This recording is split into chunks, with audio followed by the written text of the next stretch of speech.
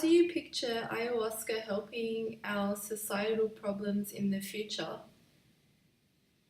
Um, yeah, I mean, for me, when I use the term ayahuasca, it is more than just a substance that I'm referring to.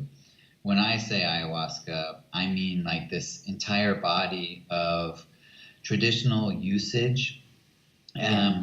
The rituals and the ideologies and methodologies are all part of it for me. So Hmm. that has to be included. And I think that's even the most important part, especially when answering this question, because I'm not sure if ayahuasca itself is is going to be like providing as much benefit as understanding the aspects surrounding its use, the tradition itself, because I think that's where we have the most to learn. To me, the tradition of curanderismo, or the practice of plant medicine, shamanism, if you want to call it that, is Hmm. essentially a mechanism of enhancement. And so it takes a medicine and it makes it work. It makes it do what it's supposed to do. And that's what I think we have the most to learn from. And the key component of how that happens is consciousness. And so how the tradition interacts with the use of ayahuasca essentially is that it empowers a person to fulfill the healing through their own power, or through Hmm. the discovery and welcoming of a power that is always available to flow through them. And so that's, I think, like the greatest lesson that we have to learn from ayahuasca, or the traditional use of ayahuasca, is that we are all capable of healing ourselves, and that is a power that flows Yes. through every living being, every Yes. cell. Every single being has the capacity to heal itself, and we certainly have that capacity in spades, because we are such conscious creatures.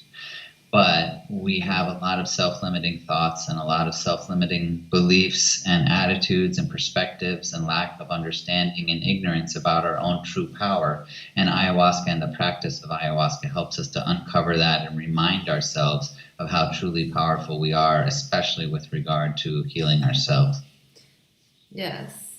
I agree with that because, yeah, I did experience her in that way as well because I think she's a very powerful extension to Mother Earth and her spirit. And I didn't see Mother Ayahuasca in particular, but I really felt her energy, and I felt like yeah, she was showing that source, I guess, to creation, or yeah, to our divine creator, or whatever you want to call it, like that just unlimited potential and source that we all can tap into, like you said. So I definitely agree with what you're saying. I'm glad to hear that. Yeah, but she's really powerful. So yeah, through my experience as well, I felt that I didn't really have that visual from her, but I really empathized with her. So I kind of intuited all the stuff that was happening to me, and then had to figure out myself, like, well, what was going on in my life, because I had a lot of thoughts in my head that had confronted me, and like all sorts of things that were like limiting to me, like you were saying, and kind of I needed to push away a lot of that stuff myself. So yeah, it was an intense experience, but yeah, I'm very grateful for her. Yeah.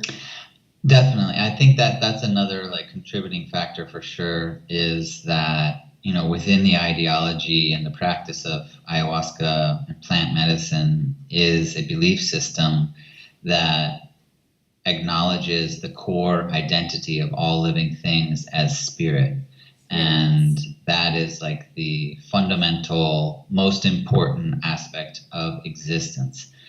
Whereas the Western paradigm, or the paradigm that most modern day people grew up in, is very material based. And so the view of consciousness, for example, in the general acceptance or understanding, would be that consciousness is somehow like a byproduct.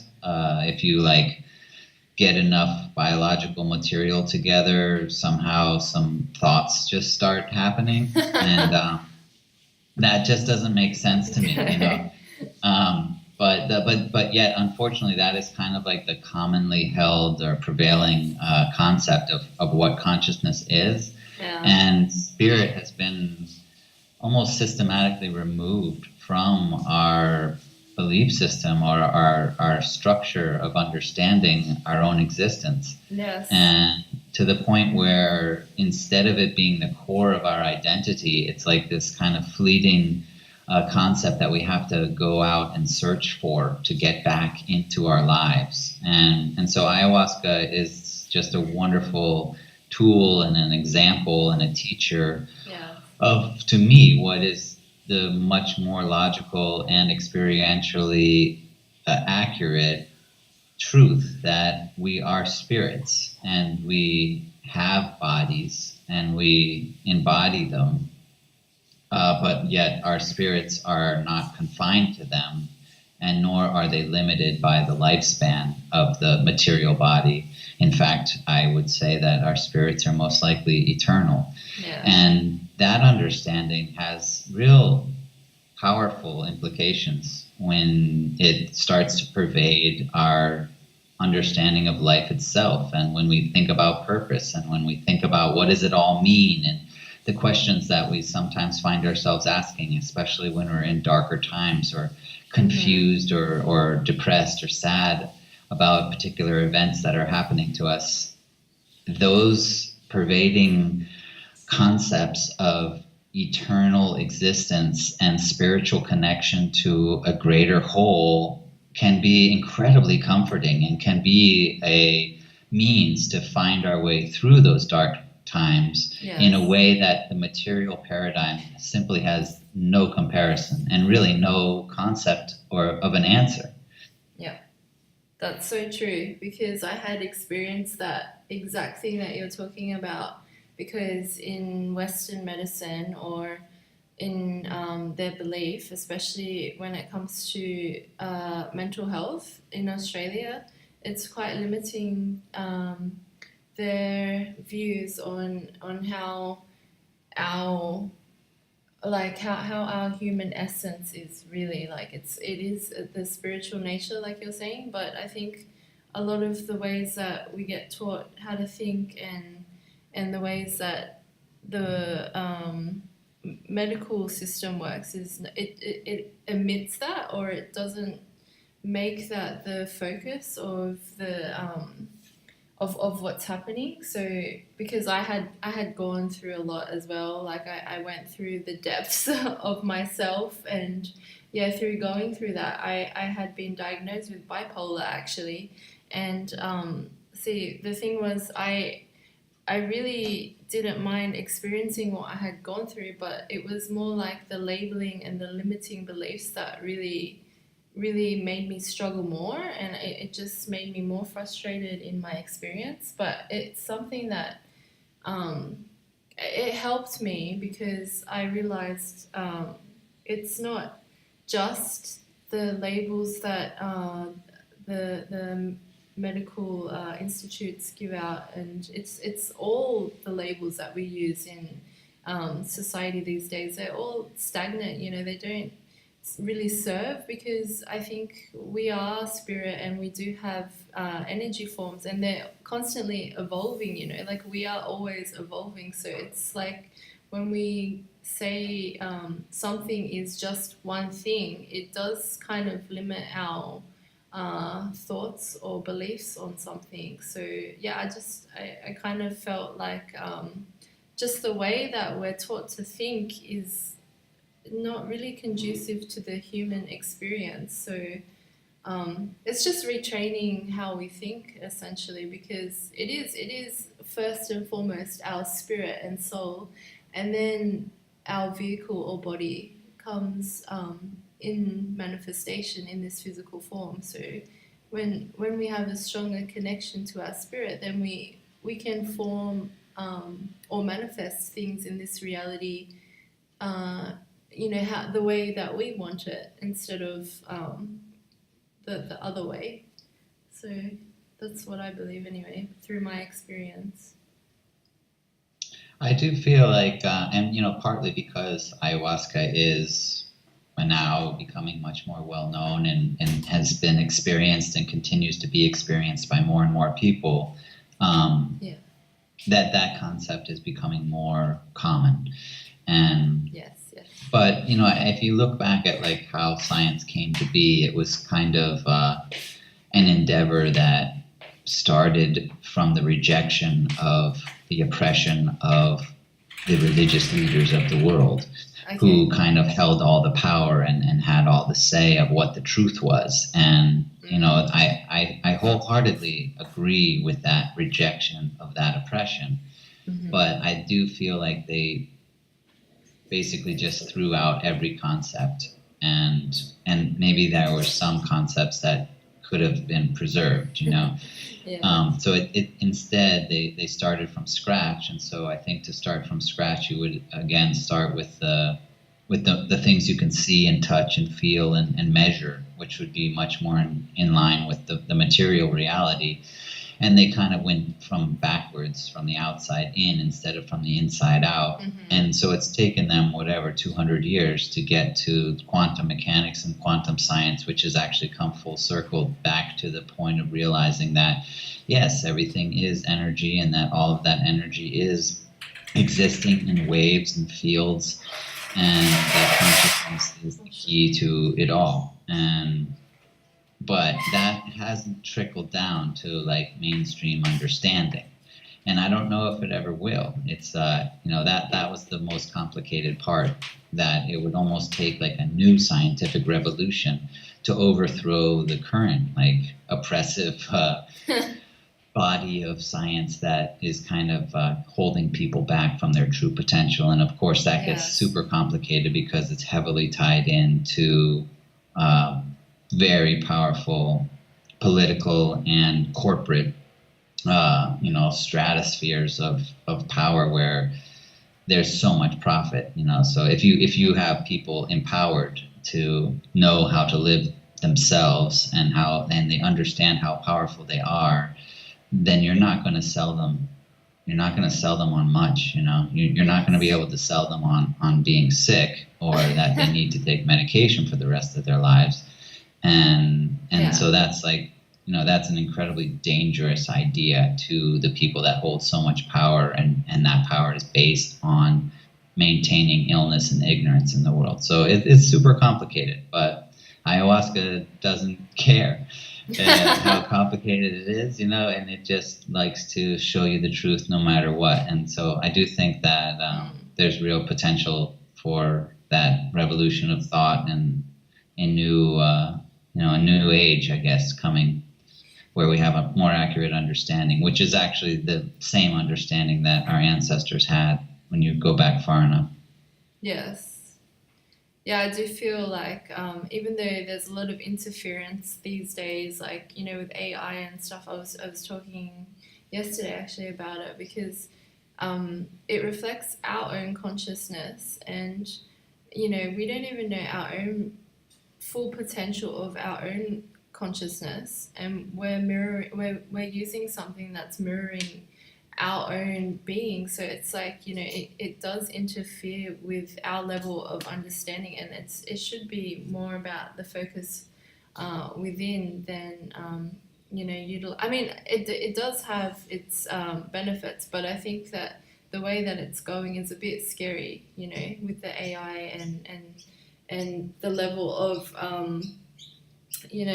consciousness that it reflects from us. So it does scare me a little, but then also I think there's always an answer in Mother Earth or nature, because she does have the power, to heal and to show us our true selves, I guess. So I did really find that with ayahuasca. She helped me with all these, I guess, modern day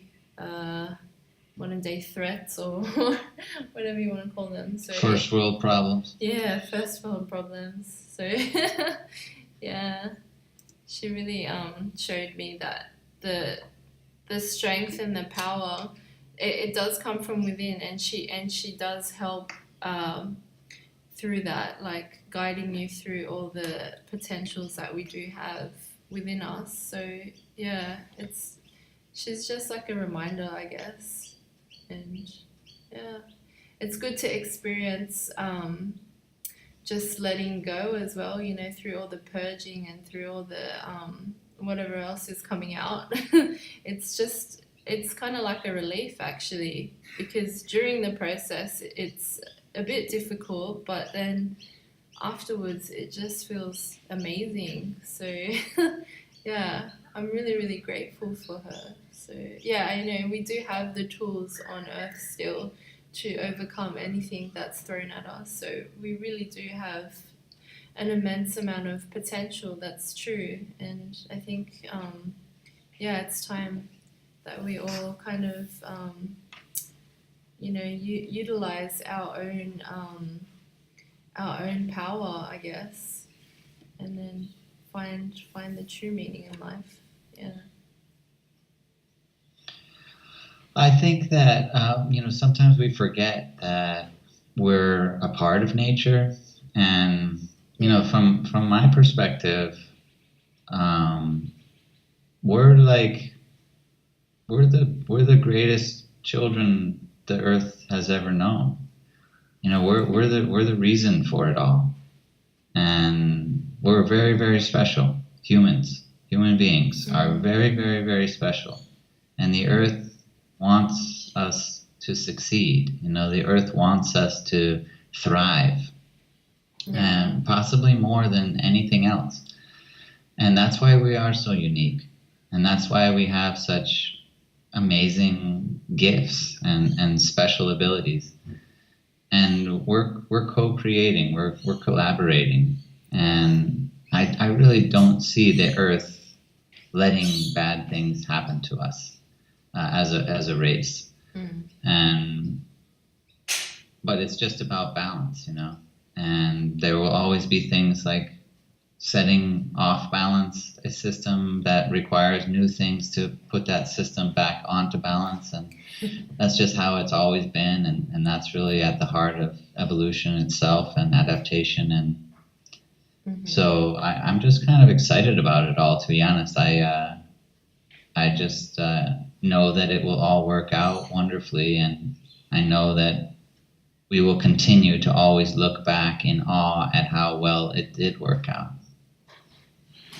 Yeah, I think it's good to remain in that positive outlook, because sometimes, I do get down when I look at some of the things that are happening on Earth right now. But then I guess we always find a way back. We always bounce back. So I think it's really powerful to just remain in that positive outlook, because I do feel like if we focus too much on the negativity, then it does kind of manifest more and more. So I did realize in my own life that I had been a bit too reactionary and a bit too angry, but I guess it's not bad to be angry, but I just feel like I could probably channel it some different way, instead of focusing my anger on something that I can't fix, really. So well, I use this analogy, if we were 4 years old, 5 years old, and we were in the next room, and our mother was giving birth to who would become our new sibling, our new brother or sister, and but we don't understand the birth process at all, and we just walked in right at this moment, you know, this crucial moment where we would see someone that we love more than anything, our own mother, in what appears to be tremendous suffering, maybe crying, maybe screaming, you know, maybe, you know, letting go of energy that we perceive to be clearly negative. And maybe we see blood, you know, and maybe we see like things that just are totally telltale signs of something bad happening. Then we might like get really pissed off at the people like the doula and the midwife or the doctor or whatever who's ever there, like saying, what the hell are you doing to my mom? You know, like stop doing this to my mother. And we might think, Mom, somebody's got to do something about my mom, you know, like somebody's got to do something about this. And then later on, though, in our lives, when we've come to an understanding about what birth and the process of birth is and what it entails, we would actually then come to the understanding that that was actually the greatest moment of our mother's life, or one of them. And how different that would be, simply because of our ignorance of not understanding the process that we were witnessing. It would be totally legitimate from our own ignorance to react with anger, and to react with confusion, and to react with despair, and to react with all of these negative emotions, simply because we didn't understand, yet we thought we did, a process that was clearly far too complicated for our young minds to understand. And that's kind of what I feel like is happening. Like, we're witnessing the birth of something so great, but yet we've never seen it or understood it before, so we can't comprehend it. But when we mature and we look back on it, we will be like, this is one of the greatest moments in human history. Wow. That's such a great analogy. That's really nice. Yeah. Wow. I never thought of it that way, Carlos. That's really nice. I'm glad. Yeah. Do you know who Graham Hancock is? Yes, he's one of the guys that had inspired me to look into ayahuasca, actually, because I had watched his band TED video, I think. Yeah, cool. Yeah, he wrote the book Supernatural, and before that, though, Fingerprints of the Gods, and after that, Magicians of the Gods. He just has a new book coming out, which I guess I'm about to plug, called America Before. He's just probably the top expert in the world on ancient civilizations. And he talks about how there was this terrible cataclysmic event that occurred that nearly wiped out the human race altogether. And that's what gave birth to all of these stories all over the world of cataclysmic events, like Noah's flood being one of the most famous from the Bible.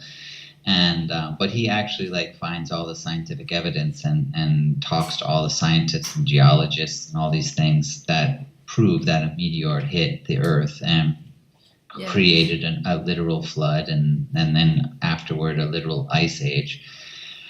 But there were survivors, and the human race pushed on. And to think that the planet got struck by a meteor that caused 10,000 years of an ice age, or I don't remember the exact numbers, but thousands of years of ice age, and all of this destruction, and yet we made it. The human race survived, and then we got our shit together and kept going, and to me that's just you can look back and it will always work out. We will always prevail. There has never been a time when darkness prevails. Light has always prevailed. Yes, that's true. I think when we look at the bigger picture, it's always been there, but they never really, the darkness never really took over planet Earth. You're right. I think, she's quite powerful, and we are quite powerful with her, with our relationship. So I don't think it's possible that we completely destroy her, or, there are some signs that we could possibly go that way. But I think when we look at the bigger picture and we realize how much, us everyday human beings just sending out love with our own families and friends and people that we meet, it does form, special connections, and it forms importance in our life, I guess, more than we think, and it just radiates. So yeah, I don't think it's possible that the darkness succeed here either. Yeah, you're right. But we are the earth's children. We are cells in the body of the earth. Like we are made by the earth. So I just don't see how we're capable of destroying the earth or even really harming the earth, to be totally honest. Yeah, because we're part of her. Yeah. Yeah. That's true. Yeah. What else did it? Oh, yes. So, what do you think is the best way to encourage people from removing maybe their limiting beliefs or reliance on, I did say Big Pharma, or any other, institute that we have. So just kind of removing their power from that. What's like a practical way that we can help people just to realize that they don't have to give their power so much away to other institutions or, mainstream beliefs? Or is that? Man, that's obviously a really tough one. It's kind of like saying, how can you get people to think like you? And I think we've all been there, in the presence of our parents or close friends or family members or people that we care about, and we just want them to see what we at least believe to be a better way of looking at things, and it can be really frustrating when they don't. My mother, she passed away in 2009, and she chose to go with chemotherapy and to have like a Western medical treatment process, and I certainly didn't agree with that, but I couldn't convince her, and in the end I had to become like a cheerleader for the path that she chose, which did not work out the way that I would have preferred it to work.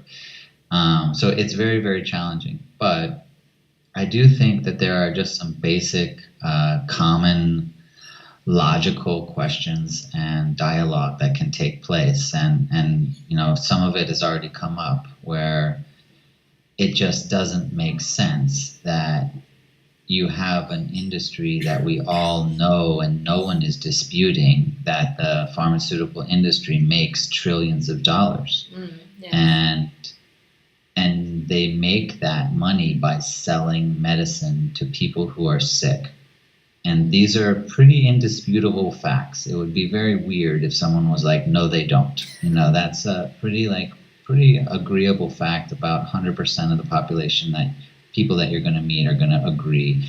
Yes, pharmaceutical companies make tons of money, and they make that money because they sell pharmaceutical medication to people who are sick. Yeah. So then, do you think that the same pharmaceutical companies that rely on sick people buying their medicine to make those trillions of dollars want fewer people to buy their medication? Do they want fewer people to be sick? Do they want nobody to buy their medication? They want to make no money. They want to lose money just because people won't need their medication. That's a ridiculous concept. Obviously, people being sick is what the pharmaceutical companies want the most. And so here you have a pretty crazy juxtaposition where the manufacturers of the medicine that's supposedly going to make you healthy want you to be sick. And it's very hard to trust that medicine's going to work. It's like, I don't know. To me, that would be the most compelling part of the argument. That's where I would start, at least. Yeah. it's obviously, it's a very, very challenging thing. So that's where I think that the tradition of plant medicine and the tradition surrounding the use of ayahuasca has so much potential, because I don't know if people are just going to turn their backs on pharmaceutical medication. It's almost like a literal brainwashing of what's happened to society in terms of them listening to what they're told, and they're told that Western medicine is the only medicine, and they're behind the scenes. If you're looking into it, they're trying to ban homeopathic medicine. They're trying to ban naturopathic medicines. They're trying to ban, they're trying to make it so that you can't even get any other medicines. And Yeah. but the reality is that our consciousness trumps it all. So what we have in the Indigenous tradition is this system of rituals and methodologies and ideologies surrounding the use of plant medicine that enhance the potential for healing of that medicine. And those same methodologies and ideologies can be applied to any form of medicine and enhance the effectiveness of that medicine. And so instead of having the countless number of people that you and I know and everyone knows that are taking medication every single day and hate that medication, that is an ideology that would not fit in the Indigenous tradition. If you hate your medicine, then don't take it. But you love your medicine and it works better. And I think that could easily be scientifically demonstrated, that people that love their medicine and have faith in their medicine have better results when they take it. Because it makes total sense on a physiological level. If you do believe in the mind-body connection, then if you are ingesting something and at the same time as you're ingesting it, you're literally sending negative waves of thought throughout your cells, then how are they going to react? With open arms saying, yay, this is the stuff we want, or get this poison out of me? And if you think you're taking poison and yet you want it to heal you, that's a problem. So I do feel like if we could incorporate some of the ideologies and methodologies of Indigenous practices, especially with regard to ayahuasca, which to me is like the most fully intact shamanistic practice still remaining, then maybe we could have chemotherapy ceremonies where you still take chemotherapy, but it's done in a totally different way with totally different mindsets and expectations and intentions, and thus is more effective. And maybe we have taking pharmaceutical medication, but it's done in a sacred way. It's done in a way that actually activates the consciousness element of healing. Even though there is a toxic chemical involved, the consciousness element to me is probably the most powerful element of the process itself. So if we could learn from the Indigenous traditions on how better to activate our own consciousness so that it can play an important role in the healing process the way that it does with ayahuasca, then could we achieve better results even if we're taking something that doesn't work very well on its own? And then would that introduction of elements from Indigenous traditions inspire people to say, well, hey, we're doing a ceremony, but I'm taking chemotherapy, but the ceremony is based on plant medicine. Maybe I should just take plant medicine and, ultimately change the way people view from result-oriented changes, So like, hey, I made your medicine work better by incorporating Indigenous ideologies. So why not use Indigenous medicines as well? And if we just stopped buying medicine, then those companies would go out of business. Yeah. Don't tell them that, though. That's the secret. Just slowly edge it in. Yeah. I was just thinking when you were saying that. Yeah, I think the sacredness is important. You're right, and also, I had a thought in my mind now. I've forgotten. Yeah, but I do agree with the. Oh yes, that's what I want to say, because you said result driven. So I don't know, with me, with the ayahuasca, it's still playing a part in my life, like it's still helping me through a lot of experiences here back home. And I think with I feel, I don't know, but with the plant medicines, they work long term and effectively throughout, and the results are just always evolving, I guess. Whereas the Western medicine, the results are kind of like, almost instantaneous when you. I mean, I guess there are quicker, effects, but then they wear off. So I guess what I'm trying to say is like, yeah, you're right. We don't need the quick fix kind of thing. Like it needs to be more long term and effective overall, not just like just a temporary fix that just works for now.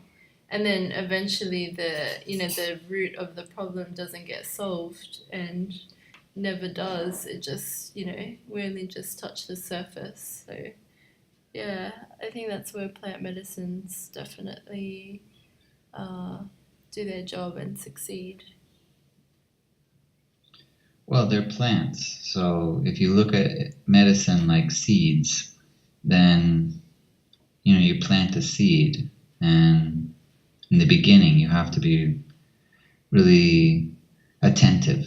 You have to like watch it as it sprouts and make sure it has everything it needs. You have to give a lot of thought and time and attention to that little seed you planted.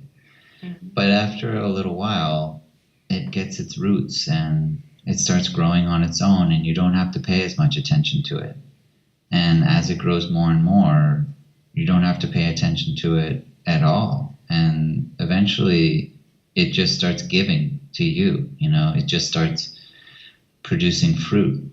And that's like what plants do. But if you have something man-made, then yeah, you can build something, and obviously it's going to be like bigger and stronger much faster than your little tree. But it doesn't just grow. It doesn't grow on its own. It doesn't have life in it, the way plants have life. So yeah, you're just stuck there with that structure you make until you make another one. So you just keep building structures, but none of them will grow by themselves. None of them will. There'll never be a time where you don't have to think about it, where you don't have to rely on, where you don't have to pay attention to it anymore. They never give fruit. A man-made structure never ends up bearing fruit, but plants do, and that's the beauty of them. yeah, that's true. Okay. So you did talk about the rituals and some of the sacredness in the traditions of the cultures on Earth that have still maintained the old way of understanding plants and their healing modalities, I guess. But what can you describe anything in specific, like how these rituals work and what's the main what's the main cause, I guess? Yeah. Well, sure.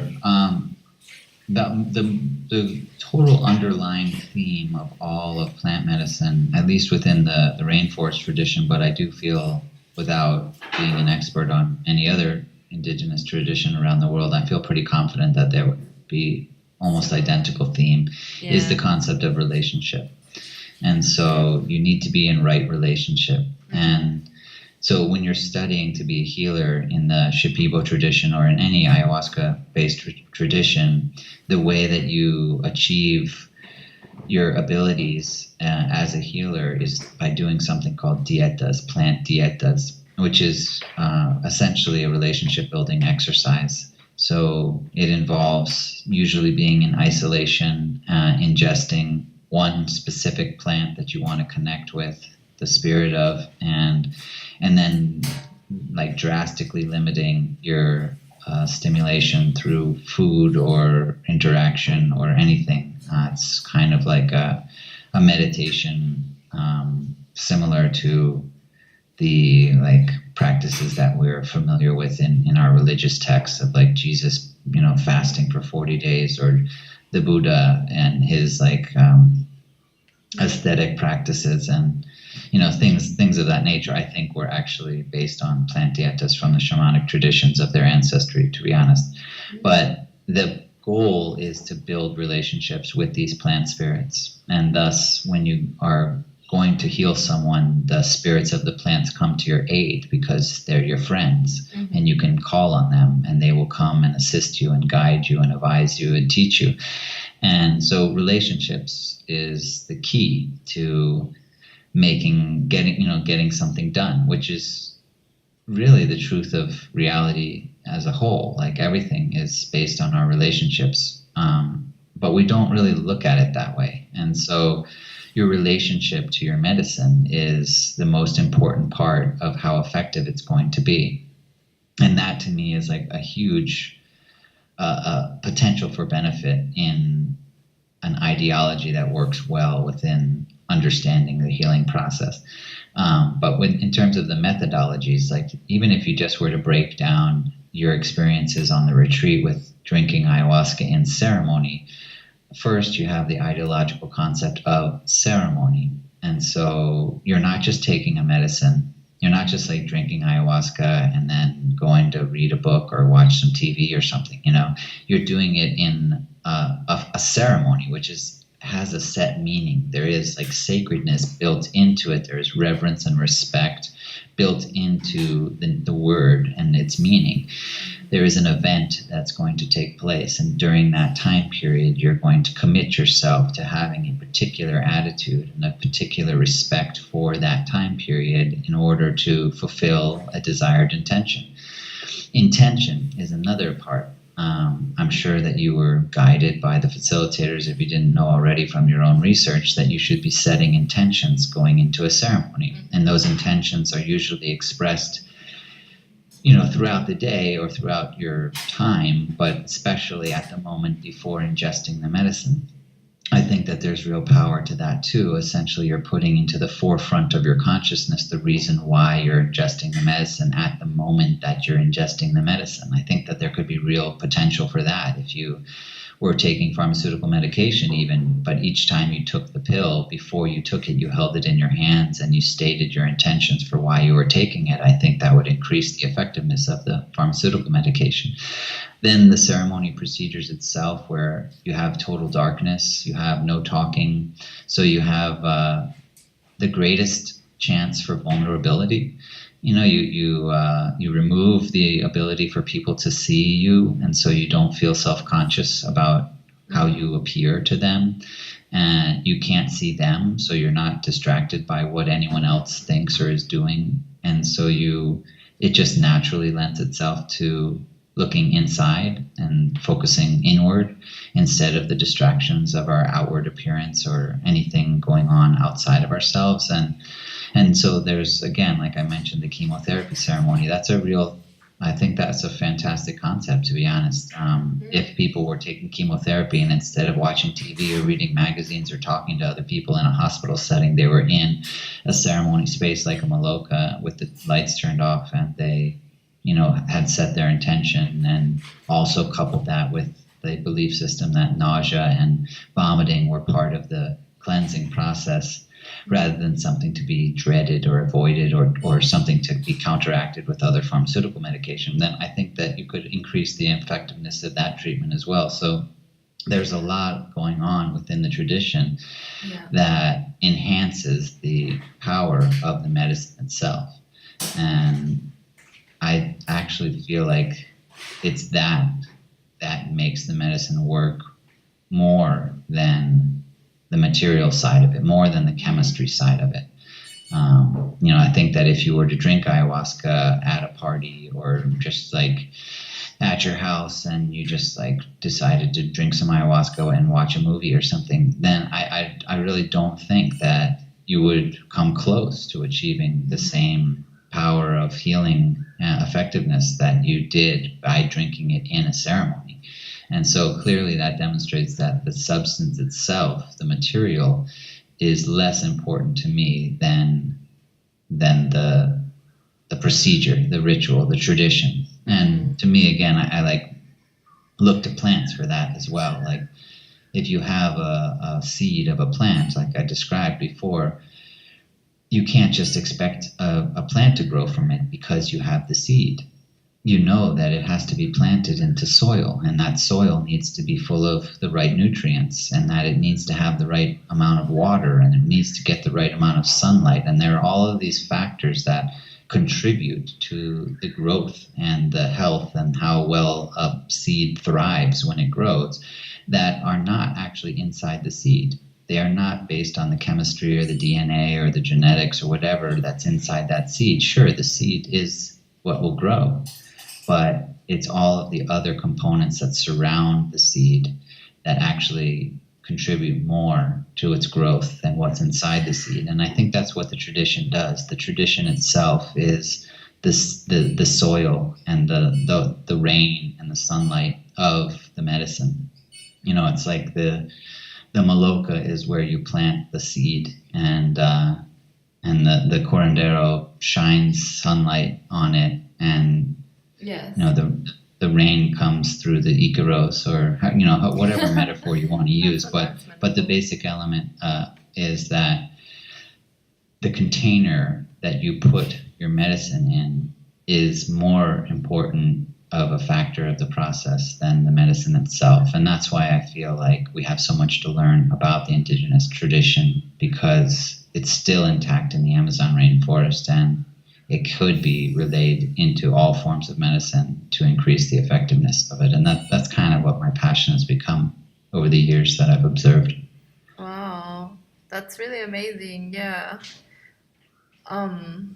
It makes sense though, right? Yeah, it makes absolute sense because also I had learned the power of relationship as well, like you were saying, not just to plants or to people, but just to anything that we have in life. Like if we make or form more of a relationship to our surroundings, then they literally communicate back to us, and you have more of a connection and understanding of what reality really is, because it is about our consciousness, like you said. So if we're interacting with our surroundings, then we're going to get a response back. So it's the same sort of principle that you're saying with the medicine as well, or with really anything in life. I find now, because that's what I learnt a lot as well through the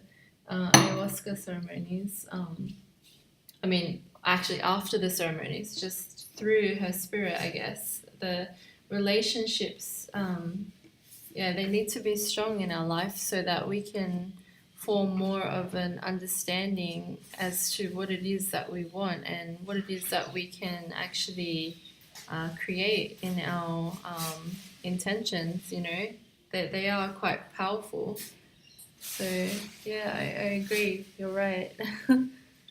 Just to add something to that, though, which I hope doesn't just ruin it all, but of course, I'm coming from what I would call a spiritual perspective, as spirit at the core. Yeah. But you know, in that same analogy of plants being planted in soil and the importance of soil, if you have a plant that's not doing well, and you look at the soil, clearly, like there could be toxins in the soil. There could be acid rain. There could be like literal toxins, and those aren't in the spiritual realm. Like those, we have a crazy society we live in now, where your food probably has a bunch of chemicals in it, and there's tons of like poisons literally being used directly on our foods, and we're directly injecting poisons into our children their whole lives, and every person is now like being required by law in some cases to get injected with more chemicals every year, and And then we have like, dentists like putting freaking chemicals into your mouth or toxic Yes. metals and things like that, or doing root canals, which cause crazy infections that ruin your health. And, Wow. so there's, it's not just like, if you think right, it'll all go away, No. I, like, I guess in a way I do believe that, but it's so hard for me to get to the point where I could make that true. Yeah. And so I do think that plant medicine, especially like the use of the purgatives and those unfortunately very uncomfortable experiences, but they do have tremendous value. And I think that they're going to have to be like, that's going to have to become a part of the healing process as well, because in the US we have, oh man, like so many kids are definitely toxic, and the environment that they've grown up in, their bodies are so toxic that they can't achieve health, and that goes for the adults too. And that's probably not that different where you are or anywhere else in the world, to be honest. Yeah. So there definitely needs to be kind of like a revolution about that. And, it's a bizarre concept that we have where you have to seek out what we call organic food. I know. Like, why do we have to make a special name for it if it doesn't have any chemicals in it? Yeah, like, right. why shouldn't it be the other way around? Like, shouldn't you just buy a carrot, or you could buy the Monsanto Roundup carrot, or Yeah. the pesticide carrot, or couldn't you just buy a chicken, or you can buy the like antibiotic filled chicken, or the the tortured caged up chicken. Like, shouldn't those be the names instead of the names? We have these names for when nothing has been done. Yeah, like, exactly.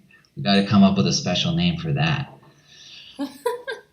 Yeah, it's like, it's totally inverted. It's just the opposite of what natural life should be about. So that's the way that they succeed in their marketing, I guess, and brainwashing essentially. Because everything is the opposite of what we need. So you have to seek, like, you have to really look for the things of value. So it's quite hard when, we go to the grocery store. We're so reliant on the grocery store, but really, if we all had a garden, it would be nice just to grow some vegetables and fruits. We didn't have to rely on an external source, and it's all right here. We do have the tools, but it's just really difficult in cities, I guess. So it's a shame that we've resorted to a way of living this way. I do think that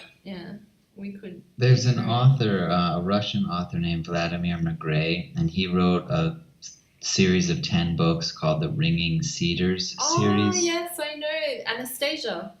Yeah, right. Yes. And his plan that he outlines is brilliant, where every family in the entire planet gets deeded a hectare of land that they're not allowed to sell. They can only pass it on to their children. And then you're free to do whatever you want on that piece of land, tax free. So you grow your own food, and you can sell what you grow if you want to. So it can make money for you without taxation, or you can just use it to support yourself, and you can build your house and live there if you want, or just have it as a farm that you visit on the weekends if you live in the city, or whatever you want to do. And that plan is fantastic. They call it the dachas. Oh, okay. It's a brilliant plan. Yeah, that sounds amazing. If we could all do that, that would literally, nearly solve all our problems. Just having our own land and connection to our source of food, and it will just solve so much.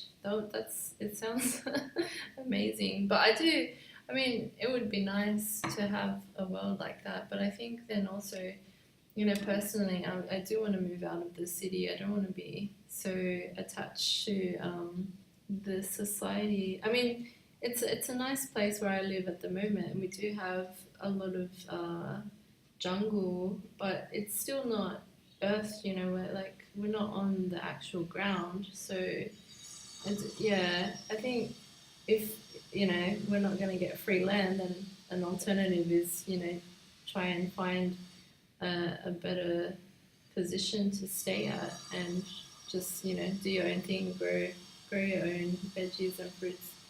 But then it's hard to say because I do understand people have attachments to like family and friends, so it's a difficult choice to make. But I mean, your health is important. Our health is important, so I guess we do have to make some sacrifices sometimes. Yeah. Well, I guess you just weigh out those, what your priorities, and you make your decisions the best that you can. And I don't think that, I think you can definitely live a healthy life in the city. Mm-hmm. But you don't have to stay in the city all the time. You can take weekends off and go somewhere nice, or even just visit the parks more. And I definitely do feel like interaction with nature is an important part of being healthy. But there are ways to do your best, I guess. That's always what I tell people anyways. Like, you just do your best. And that's kind of like I think maybe I was trying to answer that question a long time ago, like how do you change people's minds? I don't know if you can really do that, but you can just have people know who they are, and then you just do your best. I think that oftentimes we don't even know who we are. We're like trying to be somebody else, and just like realizing who you are it's okay. Whatever you find, whatever you figure out, like, that's okay. It's just as long as you know that, and that's where you start from. And if you want to make changes, then go for it. But at least you need to know what you're dealing with first, and that's who you are. Like, figure that out, and then you can go from there. True. That's an important aspect to understand ourselves. I'm still trying to figure it out. Yeah, it's a never-ending process. Just learning all the time. Yeah. It sounds like you're in the jungle. Yeah, I mean, we're very close to the jungle, so it's an untouched reserve, and there's only trees and wildlife around, so it's really nice actually. I shouldn't be complaining, even though I'm in the city. It's a nice spot. So there is still places that you can find around cities that are untouched, and it's not too bad here in Sydney. So yeah. There's so much value, I think, from doing the retreat that you did and getting to spend time at the Mishana community and see people living, so intimately connected to their surroundings and their environment. And just that, like, even if you had no treatment at all, just that to me is a tremendously healing experience. But at the same time, like, it's very rare that people would say, this is where I want to live. It's a fantastic place to visit, but it doesn't take long to see that those people have some really challenging lives. Like, our lives are pretty easy. We're not like hiking 6 hours to pick up a 50-pound bag of yucca and carry it back on our backs so that we have something to eat, Yes. And I think that we kind of get caught up a little bit. We take a lot for granted, I would say. Yes, you're absolutely right. We have tons of kids that like have 70,000 toys, but they don't have the 70,000th and first toy, and that's like a problem, you know. And Yeah. we're not so far behind that most of the time, you know. We have pretty tremendous lives. Right now, you're in Australia. We're talking over what 6, 7, 10,000 miles using some crazy technology like magic, and Yeah, that's true. we're not suffering. You know, we're not worried that our lives are going to end anytime soon because of something oppressive happening. So I would say that we definitely have it good. Like there's billions of people that would love to change places with us in a heartbeat. So maybe we shouldn't complain too much about how good our lives are.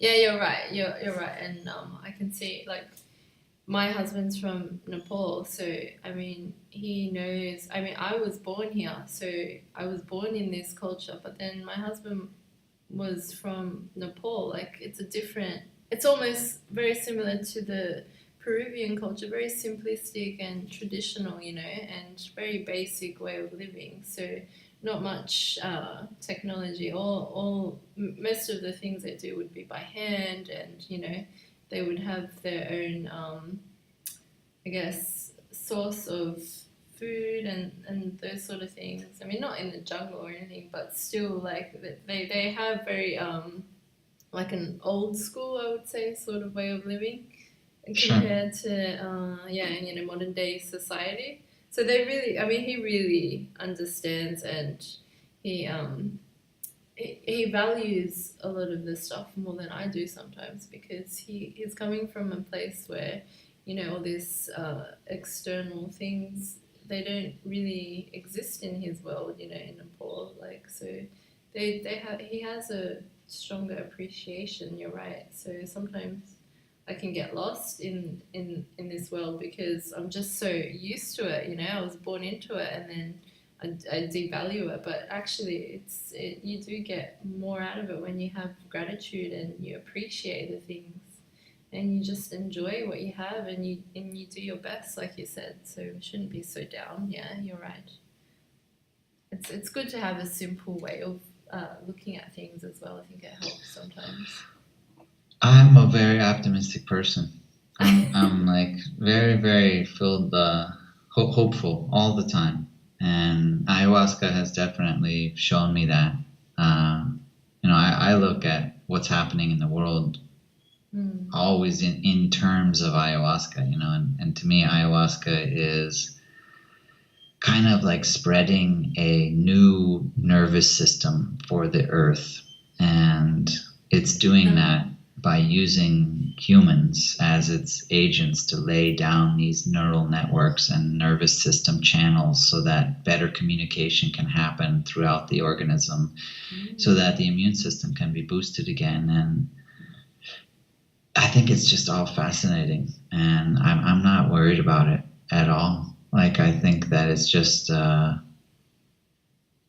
like if you understood the body to such a degree that you were to witness an illness enter the body, and then you were to witness the immune system react to the illness, and then mobilize and learn and teach on a cellular level, and then, you know, create the fever or create whatever the symptomatic eliminatory process would be, and then achieve health again. It would all be like so fascinating. The only time that we would be worried about it is if we didn't understand it, you know, and I think that's what the main problem is that we just don't understand it. But ayahuasca definitely does understand it. And as long as I know that ayahuasca understands it, then I'm not going to worry about it, because ayahuasca seems to be doing a great job of figuring it all out and doing whatever needs to be done. Have you seen her? Have you seen Mother Ayahuasca in any of your visions? Or Yeah. Sorry. Yes, I have. I have drank ayahuasca a few times, but But yes, definitely. Although I don't call her Mother Ayahuasca, to be honest. Oh, really? Am I using the wrong terminology? No, I mean, it's totally fine. You can call ayahuasca whatever you want. I'm Okay. sure that ayahuasca is not offended by that. I hope not. Yeah, because I never met her, so I just was wondering what your experience would be like. I mean, I know you've done a fair few sessions, of course, more than Yeah. hundreds, I guess, right? Yeah. I don't know. That would be like several volumes of books for me to try to describe that. But yeah, ayahuasca will take the form of whatever. I mean, for your pronoun use, I'll just stick with that. Whatever she thinks that you would react most positively to, then she will take that form. And I personally think like she takes the form of snakes the most often because that's mostly what we will give our attention to. Like if you're in a room and a snake slithers in, chances are you're not gonna like ignore it. You know, like if you're where you're sitting right now, if a snake slithered into that room right now, you'd probably stop talking to me. Yes. And you'd pay attention to that snake and you'd watch that snake, very carefully. It would definitely get the majority of your attention, and rightfully so, and so I think that that's probably why it's the most common form that ayahuasca chooses to come in, because it knows, like, dude, if I slither up to that person, they're gonna pay attention to me, and that's what she wants. She wants to get her message across. She wants to enlighten you or to empower you or to show you, but that's not always, and it could be a jaguar, same idea. Like if a jaguar walked in, I'm pretty sure I'd be watching that. I'd be paying attention. But it could also be like you're a parent or the shaman, like if you have a reverence for the curandero that's leading the ceremony, then it's very likely that that ayahuasca could choose that, because if you watched a curandero, for example, do a healing on you in your vision, and you had a reverence, you honored that curandero already and had held that curandero in high esteem, that would be more powerful for you. And so I do feel like ayahuasca understands consciousness to an impeccable degree, and it uses that understanding to work with your consciousness to achieve the highest degree, which to me, the ultimate goal is to know, or to gain faith, I guess, is the way you could say it, like to know without a doubt. And when you know without a doubt, then that's real, that's truth. Whenever you know something without a doubt, then you make it truth.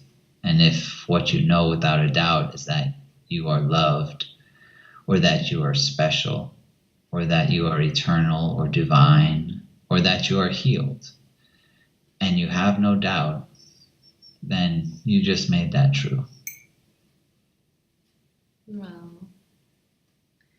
Yeah. My last ceremony was really amazing, actually. You just reminded me, because it was the Arcana, I think, the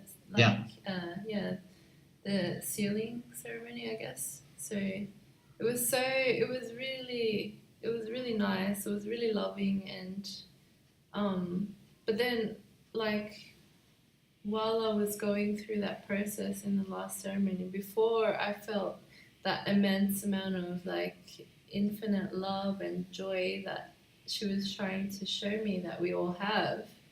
I did have to realize that I had to let go of a lot of limiting beliefs about what love was, essentially, and self-love was like, it was not something superficial, but like very deep inside of me that I had to have for myself. And then through that, I did really feel like so much love and joy from her, and from myself. Like I experienced it. So yeah, she really does know how to communicate and show us the way of the truth, and that's really what I really focused on, what I really wanted, I guess, the truth of our reality. And yeah, love plays such an important part in our reality, I think. So because that's such a powerful force within our consciousness, like love has always been there. So it's really beautiful. Yeah, I would definitely call what we try to achieve, with our retreats is love medicine. And I definitely think there is no greater medicine than love. Yes. Yeah, I agree. Yeah, everyone knows love. Everyone feels love. It doesn't matter where you're from. Yeah. Well, you could be like in a terrible way, like your life sucks. For whatever reason, you're convinced that your life is horrible and your job is terrible, or maybe you don't have a job and you don't like where you live, or maybe you're homeless, or whatever. Like all of the things of however you want to measure the quality of your life, all of it add up to just it all sucks. And then you meet this person that you fall in love with, and then the next day everything is great. And it's amazing what love can do. And unfortunately that's like an experience that we're kind of familiar with, because most of us have had an experience where we fall in love with someone, but that unfortunately lends itself to some sort of dependency. But if that person that you're falling in love with is you, yeah, exactly, then that's it. Then it's all good. That's really amazing. Yeah, I think you have a really good way of explaining things, Carlos. Thank you. Yeah. I love to use analogies. I think they're like really helpful because you can easily picture them, and especially if they're things that we're very familiar with, it's just a great way to create bridges. Definitely. And there's one analogy that I use a lot, which is a description of how Western medicine works. And the analogy is when you're driving in your car and your engine light comes on, and your engine light is like a really helpful thing because it tells you that you need to look under the hood because something is not right. And if you don't, then it could get worse and you could have a breakdown. And so you take your car to the mechanic, or you have a symptom and you have something show up and it's not, it's a sign that something is not right in your body. And that's your warning light, And so you go to the doctor. Well, if the mechanic is like, oh, the engine light's on, I got it, and they go and they take the bulb out of the engine light, and they're like, now it's fixed. The engine light's off. You are definitely going to break down later on. Yeah. Because now you don't even know that there's a problem. And that's what doctors do. In Western medicine, you go in and you've got a symptom, and they're like, "Oh, no worries, I'll take care of it." Yeah, now the symptom's gone, so you're all set. And then you don't even know you're driving a car with a broken motor, just waiting for it to break down and leave you on the side of the road. That's a good analogy. Yeah. But it's the truth. We have just symptomatic reaction. Western medicine never tries to find the cause. And you were talking about like psychological or like antidepressants or something, and Yeah. The classic case, you were described as bipolar, right? Yes. I'm diagnosed, sorry. Yeah. So what's the classic case? Like, so why am I like this? Oh, well, you have a chemical imbalance. Mm-hmm. So all we need to do is put some other chemicals in there. And then, yeah, you're like, what?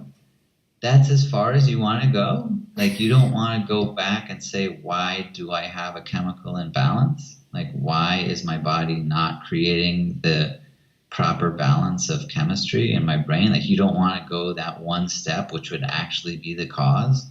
Mm-hmm. You just want to say, oh, this symptom is enough, so we'll just treat that. And that's exactly how it is with so many things with Western medicine. And I'm not a doctor, so it's not really my place to criticize. But I am a patient.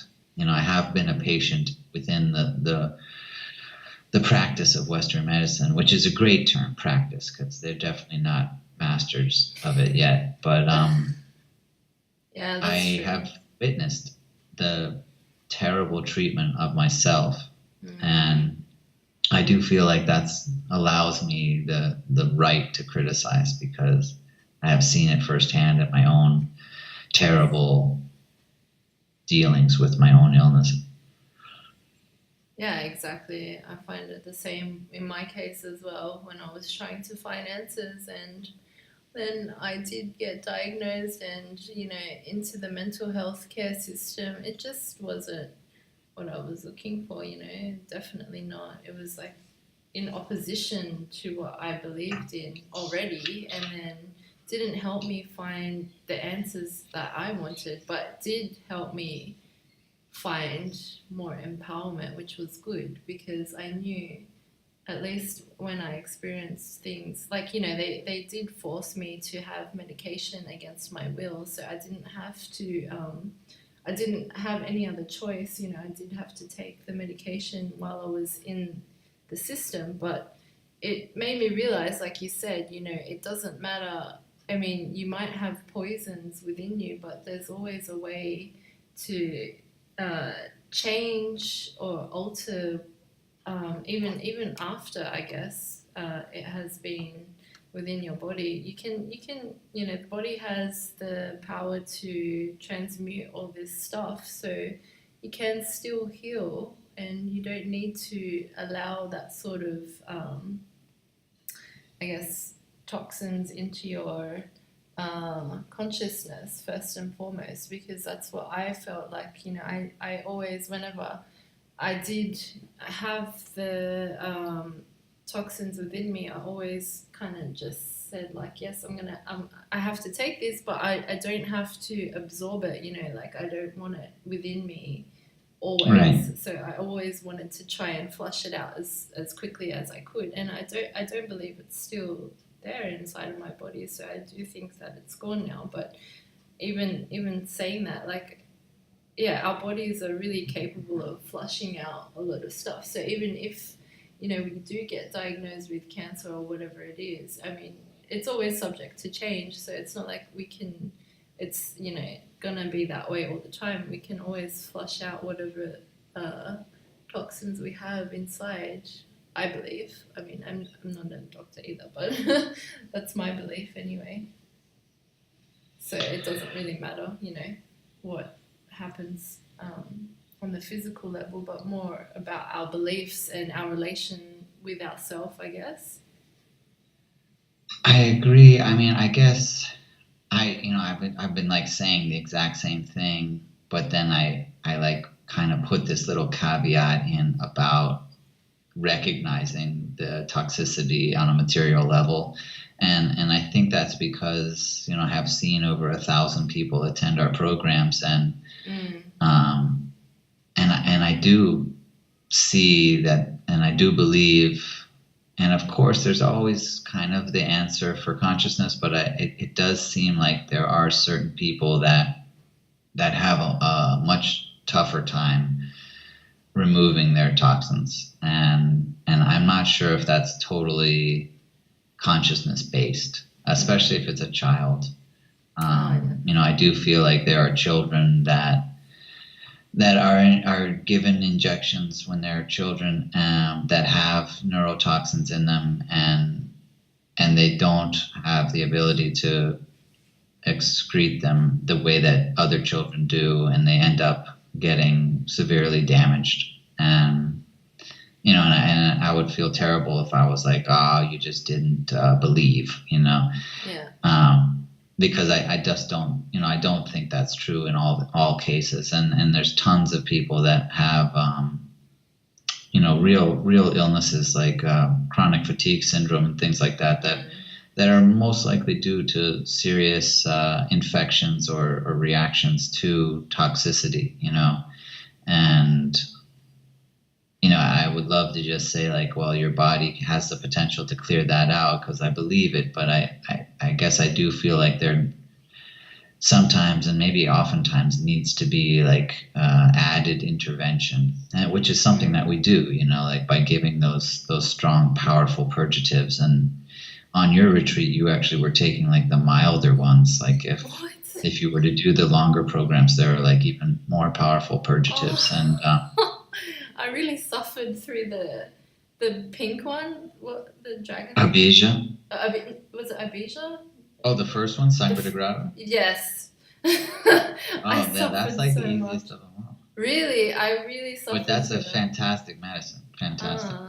Okay. Because I had a worse experience than drinking the ayahuasca, doing anything else. That was the worst for me out of everything. Oh. I don't know why. There you have it. Sangre de Grado is a fantastic medicine, but that definitely I would call it like the easiest of them all. But there are ones that penetrate more deeply, like Katawa or Abija, Machinga or Ohe.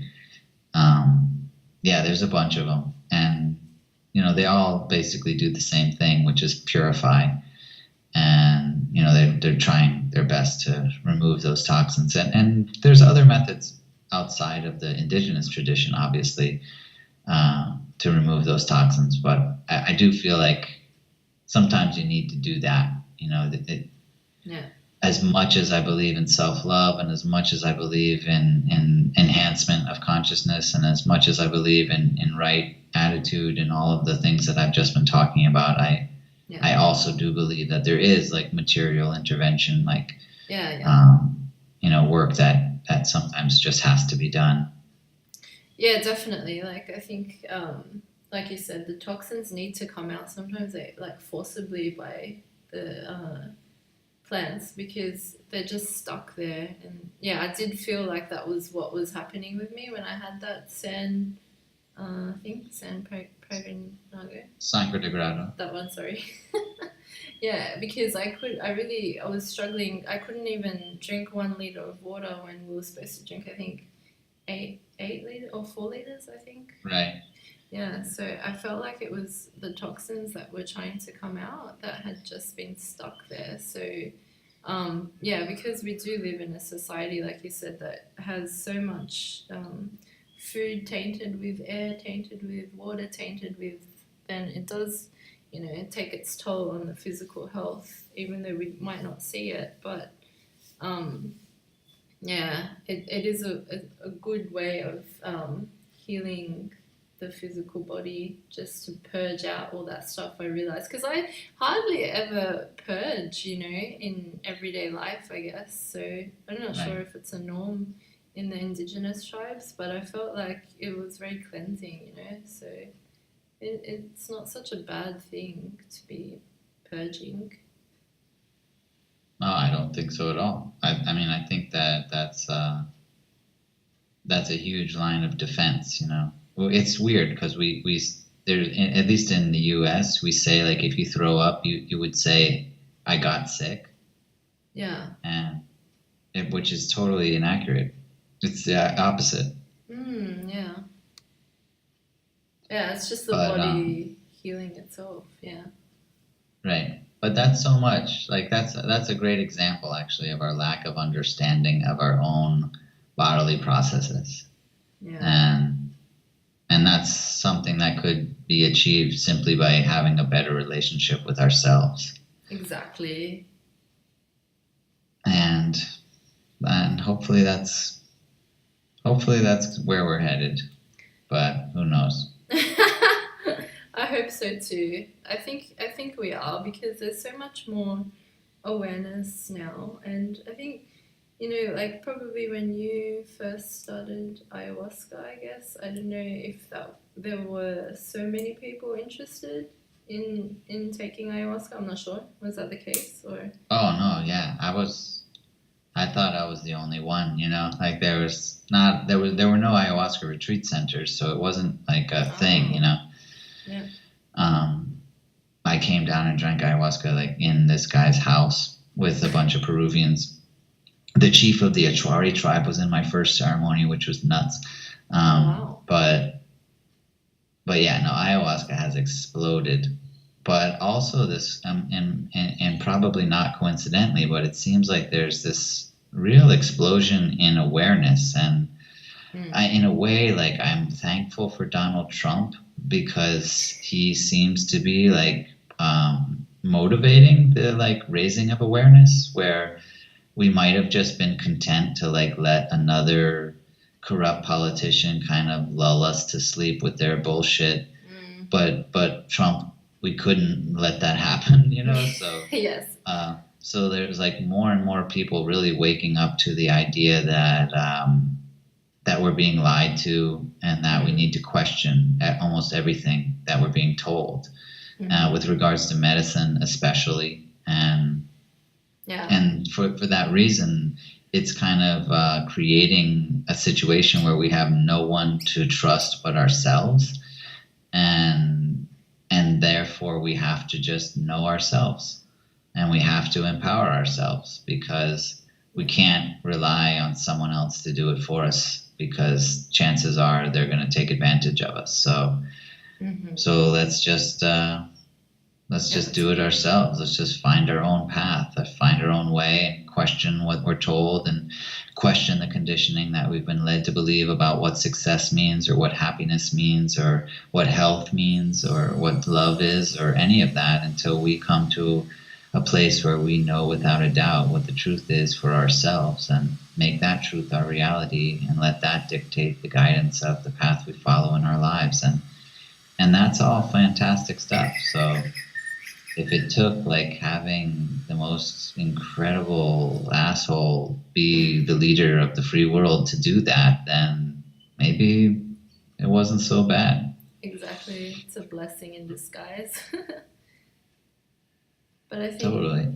yeah, you're right, because we do need to experience these concepts ourselves, instead of, like, knowledge is also power, but I think through experience we can relate to it more. So it's important to have that relationship with ourselves to understand what the true meaning of these concepts are to ourselves, so that we can apply it to other things in our life, I guess. And yeah, through that then we can spark change in the world, I guess.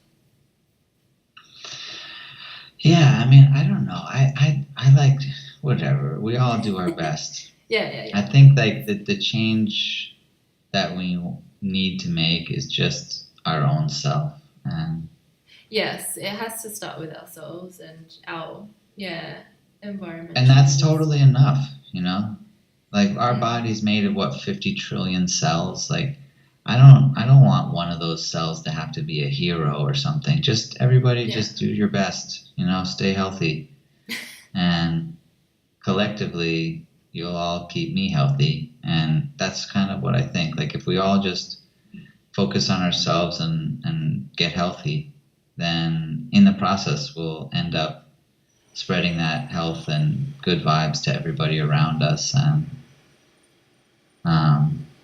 we'll end up making the earth healthy, which we are the cells of. So yeah, well, that's we don't have to take on like the powers. We don't have to like start the revolution. We can just, it will happen if we just look at number one.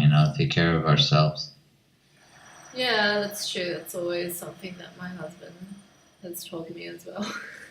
because sometimes I try to battle things out of my control. So it has to start with yourself. Yeah. So There's a Marie Williamson poem, and it says, "As we let our own light shine, we unconsciously give permission to others," and that's like that's a great saying, you know. Like, just as long as we shine, then others will see us shine, and they'll know they can too. And before you know it, we'll have enlightened the earth. Yeah, that's really beautiful.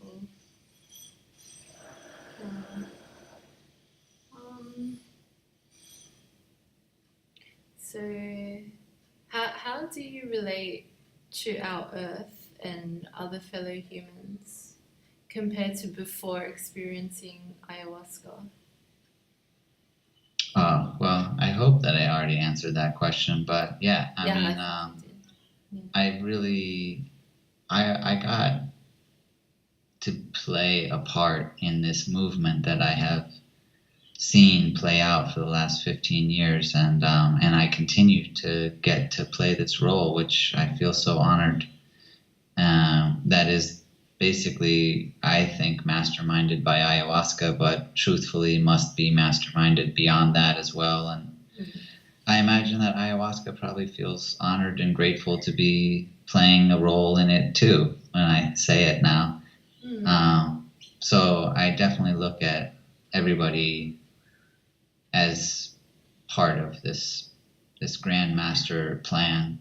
And you know, wherever you are in your life, whoever you are, whatever you're doing, like, it's not a question of whether or not you're going to be part of this movement. It's just a question of when and how, and that's just super cool. You know, it's just a great perspective to have, where you know that every single person is going to be an important part of a transformation that we have yet to fully realize or imagine. And in the imagining and realization, our minds are just going to be blown in the most amazing way. And so, yeah, I'm super duper optimistic and positive, and I don't find myself judging other people too much, other than to see, you know, how wonderful they are. Yeah. Oh, that's great. Yeah. I think I'd like to be as positive as you someday. Well, I'm it's getting not there. that hard to do, yeah. Yes. You can do it. It's just one little switch and then everything will come into place. I feel like it's just because I'm trying to retrain some of the thoughts that I have. So, but yeah, can be a bit stubborn sometimes, the mind. True. Well, I get angry.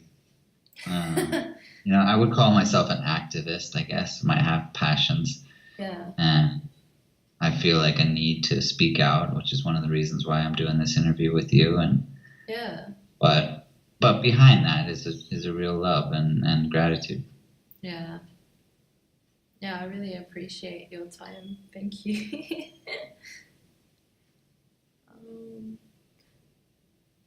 Yeah. Oh, cool. I apologize for doing something other than this interview, but I just saw that I got an email from Graham Hancock, and he's really? gonna meet me. He's gonna meet you? Yeah, he and I are gonna meet next month. Oh, I'm so jealous. Oh, that would be so amazing. Yeah, totally. Oh wow, that's great. Yeah, super awesome. Yeah, that would be a nice meeting. Yeah. Oh, okay. Is there anything else that you would like to say?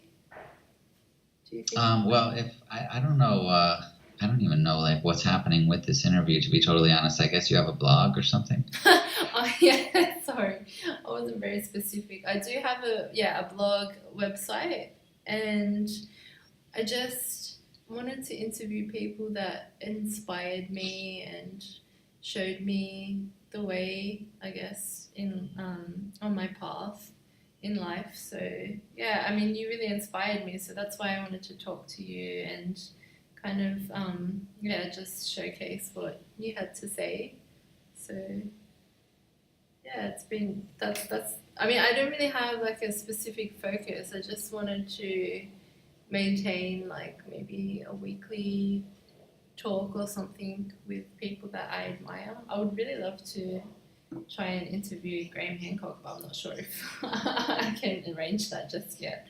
So I'll see what happens anyway. But yeah, I just on my website, I guess I was just exploring some ideas that that I wanted to show people how to transform their lives, I guess, or I'm not really sure exactly what my focus is, but through my experience, I wanted to help others was the basis of my website.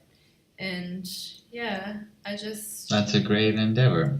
Well, then the last thing I would say is just to visit my website, which is ayahuascafoundation.org. Oh, yes. If you are interested in learning more about the retreat that you did, but Yes. also the other programs that we offer, or if you're interested in learning more about the research that we're currently involved with, which is the first ever government-funded ayahuasca research, Yeah. or if you want to check out our YouTube channel, I just put up a 10-episode series called Lessons from Ayahuasca, which is just me going over 10 important lessons, a couple of which I touched upon during this interview. Oh. And yeah, that's all I want to add, I guess. Yes, highly recommend your retreat because I had been researching ayahuasca for a while, and then I had come across one of your interviews actually with Sylvie, I think, on her New Earth channel, and then I had found your website, and I thought to myself, okay, I have to. This is the one that I want to do because I had seen, like, I had quickly seen the images on your website and read briefly, and yeah, and I just went for your one because I thought it was really calling out to me, and I had seen the artwork that Anthony had done. Anderson DeBernardi. Sorry, Anderson. Sorry, yes, Anderson, and that really called out to me. So I was like, yeah, really, I really felt like your foundation was the one. So yeah, thank you so much because it was more than what I expected, and it was just an amazing experience. And like you said, like just even being within the Mashana community was so healing because they have such an authentic way of living and being really present in the moment, and they're really, really happy and beautiful people. So it's just such an amazing spot, and I felt, and I did say this to someone that particular area was, you know, protected, and it was I felt like nothing could harm that area because I felt the like energy vortex, I guess you could say, that was created around that environment, and it was just so, it was really magnificent. And I just wanted to say, actually, before even the retreat, all of us people that had gone on the retreat had a meeting, like, and we had introduced ourselves, and we all immediately connected to one another even before the retreat, and it was a really, really amazing experience. And yeah, thank you so much for giving your efforts to such a great cause. I really admire your work. Oh, thank you so much, and thanks for the kind words. I'm so glad to hear that the retreat did its job and that you had such a positive effect from it. Yes. I can't even describe enough how much it's done for me, yeah. Awesome. Well, I wish you all the luck in the world and blessing to you and your family and friends, and especially to this project. And I hope that it continues to grow. And, you know, just like I said, this is like a new seed that you've planted. So you'll probably need to spend some extra time and attention well, it's in its early stages, but at some point it'll get to a real comfortable place with good roots, and then it'll start bearing fruit, and you'll be able to just sit underneath in the shade and enjoy the fruits of your labor. Oh, thank you so much, Carlos. That was really beautiful. Okay. No worries. Well, the same to you. I hope the best with all your endeavors, and yeah, we'll keep in contact. And I would really love to do another retreat someday. Hopefully, my husband might want to do it as well. He did have some sort of interest, so we'll see. But yeah, it would definitely be with the Ayahuasca Foundation again. Cool. Well, maybe that time I'll be there. We Oh, can meet in yeah, person. that would be great. Yeah. All All right, right. Rose. All right. Thank you, Carlos. Take care. Yeah, you too. Have a good night. Oh, yes. Good morning, y'all. Oh, sorry. Yeah. Bye-bye. Bye.